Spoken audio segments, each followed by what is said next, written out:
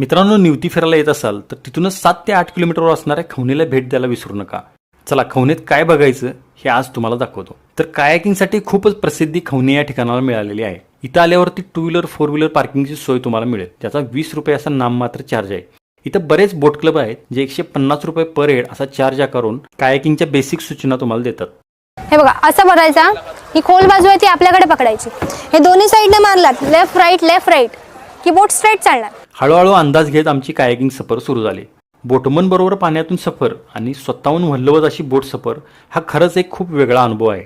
काठावरची माडाची झाडं, कांदळवनं बघत आमची सफर चालू होती. इथं कांदळवनांची एक गुहा पण आहे.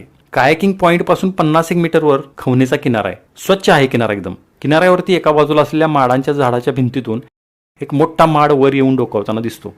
किनाऱ्यावर हा खडकाळ भाग आहे. इथं येऊन मी थोडा वेळ शांत बसून स्वतःशी संवाद केला. मला तर आवडला खवणीचा किनारा आणि कायाकिंग. तुम्हाला जर वेळ मिळाला तर जरूर या ठिकाणाला एकदा भेट द्या.